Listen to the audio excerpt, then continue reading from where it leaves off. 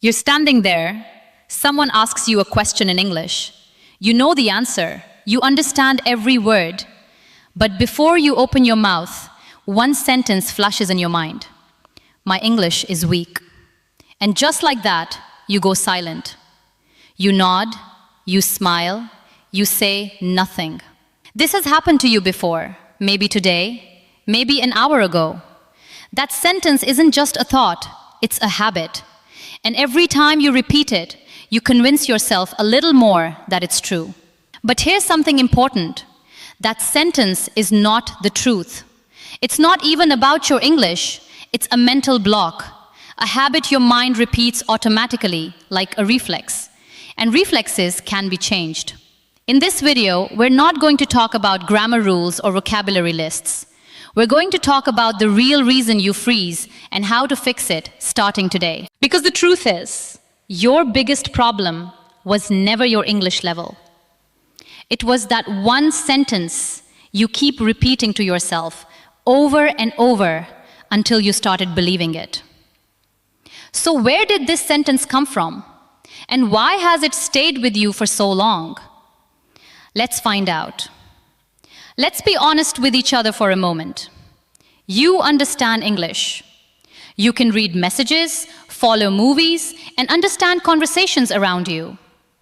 So why do you freeze when it's your turn to speak? It's not because your English is weak. It's because you're scared. Scared of making a mistake. Scared of someone laughing. Scared of sounding wrong in front of people who might judge you. That fear is loud. It's much louder than your actual knowledge. So loud, it convinces you that you don't know enough, even when you do. This is the real difference. Understanding English is one skill. Speaking it out loud, under pressure, in front of others, is a completely different skill. You can be strong in one and still feel shaky in the other. That doesn't mean you're weak. It means you haven't practiced performing yet. Here's something simple that proves this. Think of a moment you spoke a full English sentence without even thinking. Ordering food, replying to a text, saying a greeting. That moment already proves your English is stronger than fear lets you believe. So if fear is the real enemy, not your knowledge, what happens the moment you stop feeding that fear? Let's look closer. Ask yourself something. Can you read an English message and understand it? Can you follow a video, a song, a conversation nearby? If yes, that is not weak English. That is real working knowledge. The problem is, you've been using an all or nothing measuring stick. Either you speak perfectly or you believe you know nothing. There is no room in between for progress. But real fluency isn't a locked door that suddenly opens one day. It's a long hallway and you're already walking through it, further than you think.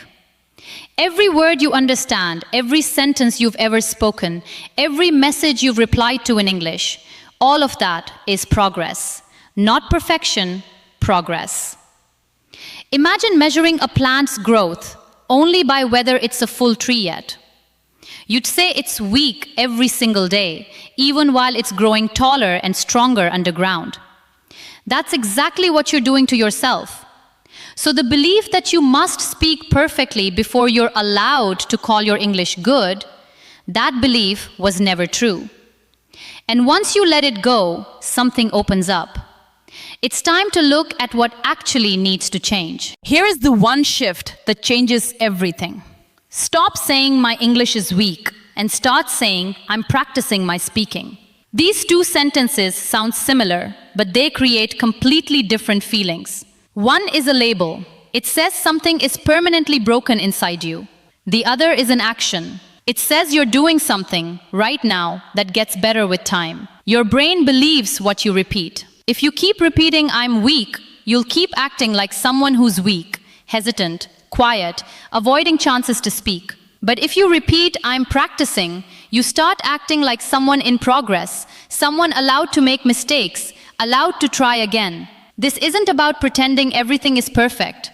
It's about telling yourself the truth in a way that helps you move forward instead of freezing you in place. This single shift from identity to action is the foundation everything else in this video is built on. In a moment, I'll show you exactly how to use this shift in real conversations, starting with a simple 3-step process.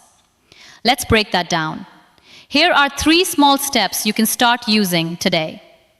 Step 1. Catch the sentence. The moment "my English is weak" appears in your mind, notice it. Don't judge yourself for thinking it, just notice it, the way you'd notice a warning light turning on. Step 2. Replace it instantly. As soon as you catch it, replace it with your new sentence. I'm practicing my speaking. Say it in your mind or even quietly out loud. This breaks the automatic pattern before it controls you. Step 3. Speak one sentence anyway. Right after you replace the thought, say one sentence out loud in English, even a short one. I think this is a good idea. I want to try this. It doesn't need to be perfect. It only needs to happen. These 3 steps take less than 10 seconds. But every time you use them, you're training your mind to choose action over fear. And each time you do it, it becomes a little easier the next time. These steps only work if you actually use them. So let's see exactly what that looks like in real everyday life. Let's make this practical. You don't need a classroom or a perfect moment to practice. Try talking to yourself in the mirror for 1 minute, describing your day in English. No one is listening, no one is judging. It's just you and your voice getting comfortable. Try recording a 30-second voice note about anything, your plans, your thoughts, your day, and listening back to it.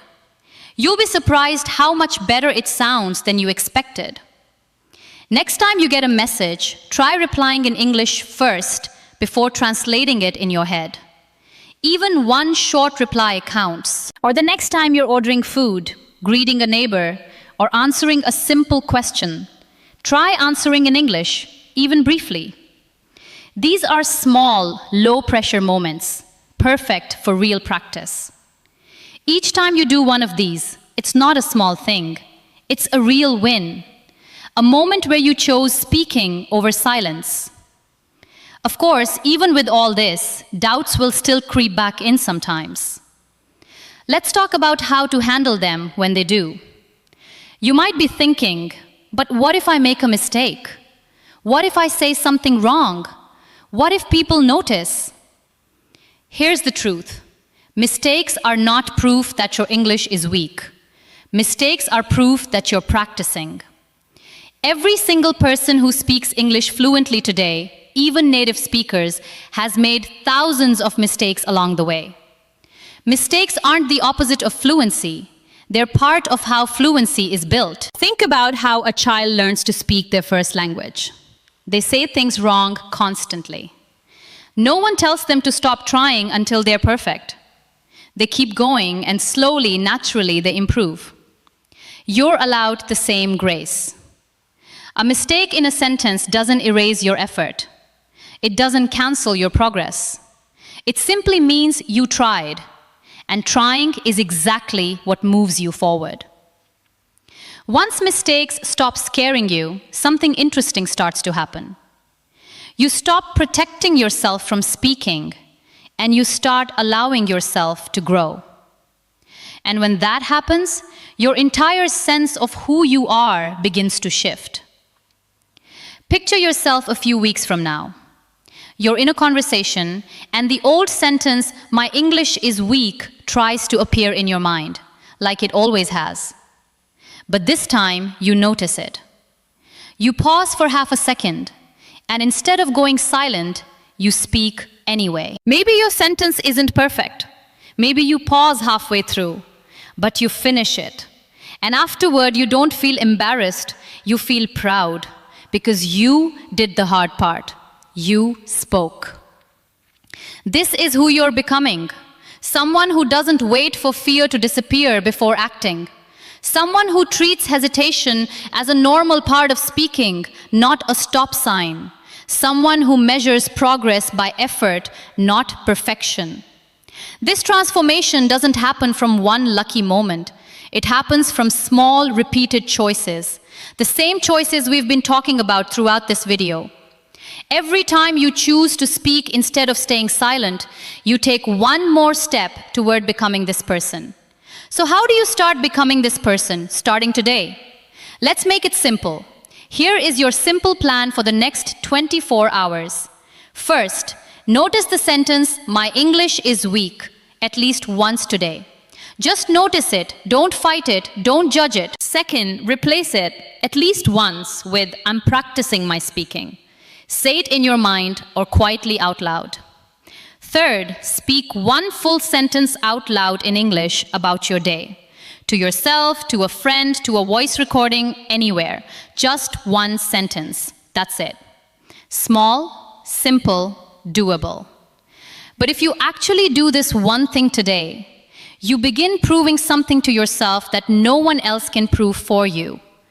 That you are capable of speaking right now exactly as you are. Let's bring everything together with the one truth to remember.